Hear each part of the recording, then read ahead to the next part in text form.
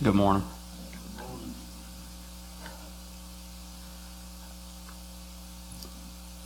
I think back to the old preacher. He said it a long time ago, and it's really what the Word does to us. We don't get it. It gets us. And that anytime the gospel goes forth, it is to comfort the afflicted, but also to afflict the comforted in anything outside of Christ. That's right. Sharp, two-edged sword, cuts going in and coming out. But if you will, let's look here in 2 Peter 3 again.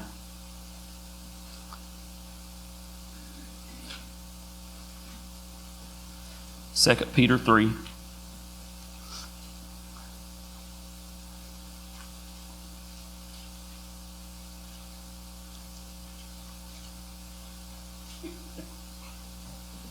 And look down at verse 18, where we're being right here.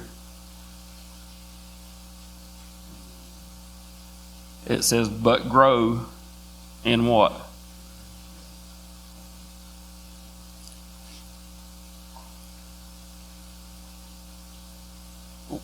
It's just like the natural that we see.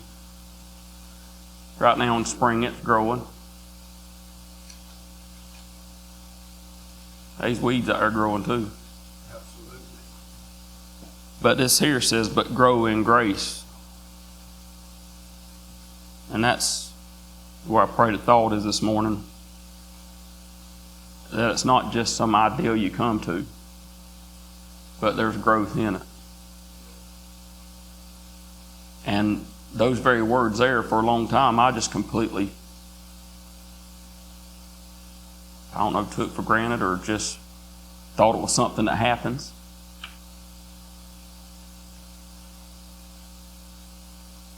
But it ain't what I thought it meant as far as growing in grace. Just as Paul had asked and prayed, he 3 times he had said, Lord, please take this from me. And what did the Lord respond?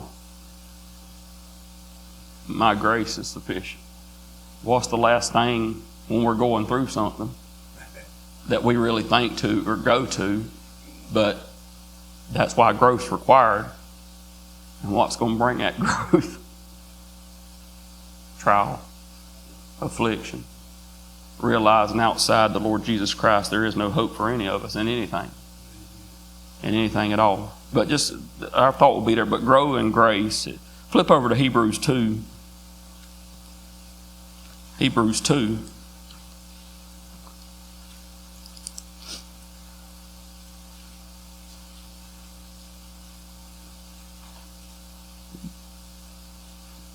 And look down in verse 10. Hebrews 2, verse 10. For it became him for whom are all things, and by whom are all things, and bringing many sons unto glory, to make the captain of their salvation perfect through what? Sufferings. A captain in a ball team, of course, you see these players now. Of course, back in the day, people knew who the captain was of a team a lot of times by not what they said, but just what they did.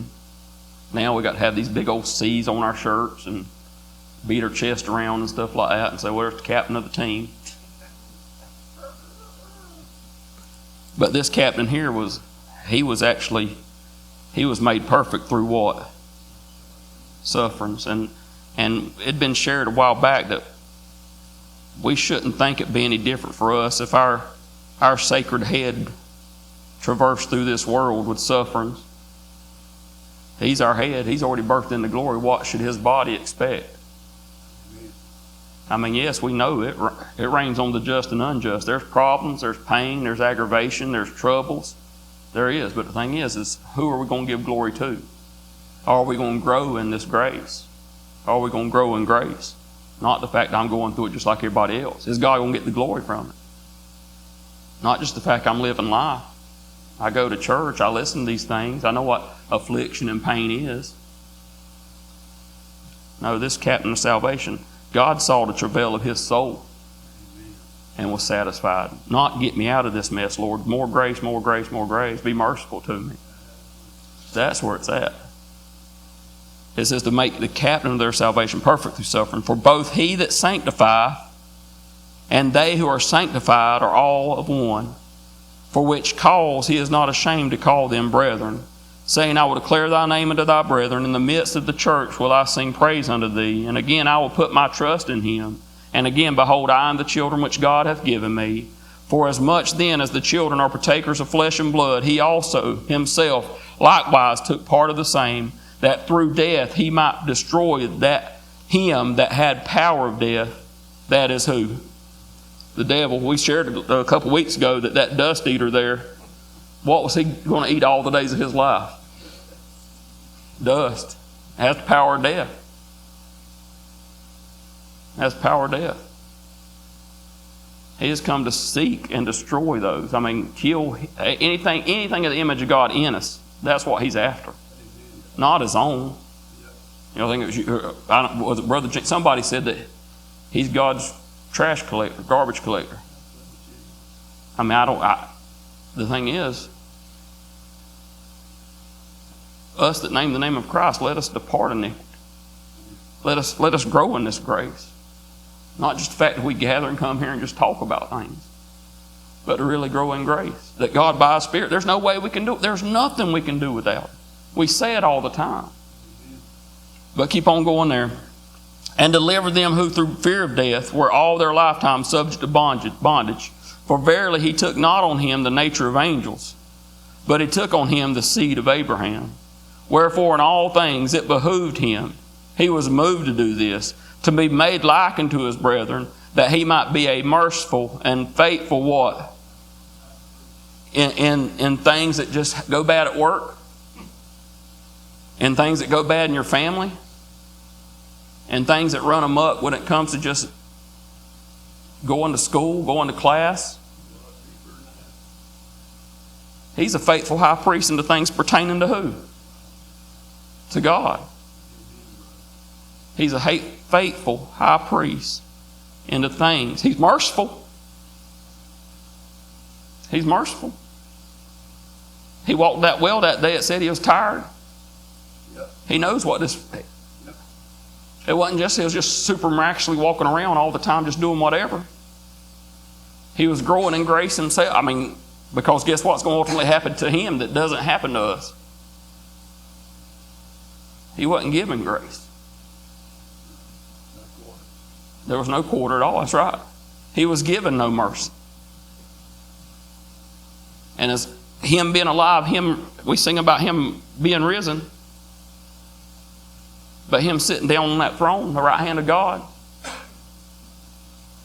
that's the only hope we have. And it says that he is a faithful, merciful and faithful high priest in things pertaining to God, to make reconciliation for the sins of the people.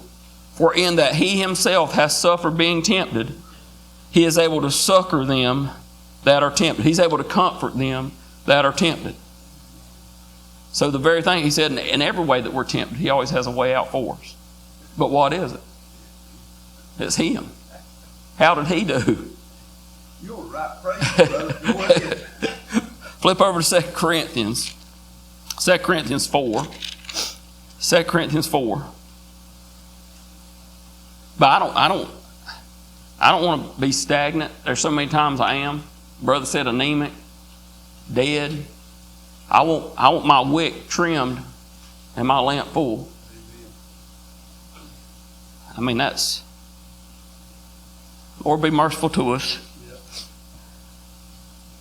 That was a thought in the shower. And this morning I was sitting there and only God, only the Lord Jesus Christ can save me. And it was a relief. And then, of course, there was a fear there too. Because guess what? Only God, the Lord Jesus Christ, can save me. But look there in 2 Corinthians 4 and look in verse 8.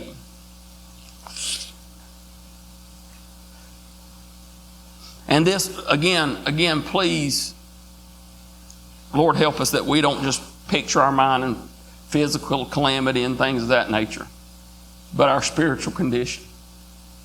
Our spiritual condition. Verse 8, we are troubled on every side, yet not distressed. We are perplexed, but not in despair. Persecuted, but not forsaken. Cast down, but not destroyed. Always bearing about in the body the dying of the Lord Jesus. Why? If we are doing that, if we're bearing about in the body the dying of the Lord Jesus, what happens? That the life also of Jesus might be made manifest in our body. For we which live are always delivered unto death for Jesus' sake, that the life also of Jesus might be made manifest. Where though? Look at this. In our mortal flesh. So then death worketh in us, but life unto you. Of course, this is Paul writing here. We have the same spirit of faith. According to that is written, I believed, and therefore have I spoken. I pray right here. We also believe, and therefore what? To grow in grace. What is it? To grow in grace. We believe that's going to happen. So, that's right. That's right. But keep on going there. Verse 14. Knowing that he which raised up the Lord Jesus shall raise up us also by what? Jesus, and shall do what? Present us with you. For all things are for your sakes, that the what? Do you need abundant grace? That the abundant grace might through the thanksgiving of many redound to what though? The glory of God. For which cause we faint not, but though our outward man perish, yet the inward man is renewed day by day. For our light affliction, he said it's light, isn't it? For our light affliction compared to what he went through. What's the weight that he went through? What was the affliction of soul he went through? What was it? He's there in that garden. I mean, we've been in some stressful situations. We've been through some hard times. But God's fixing to turn his back on him. And he's still got to be perfect in that. That he was making atonement right there. That blood pouring out of him. For our light affliction, which is but for a moment, it's just a moment, worketh for us a far more exceeding and eternal weight of glory. While we look not at the things which are seen. There we are a lot of times. Where's our mind go? God, give me grace in this situation. How to handle these things. All these temporal matters. When we're missing the whole thing. Lord, right here. That you would appear that I can deal with these. I can't do it.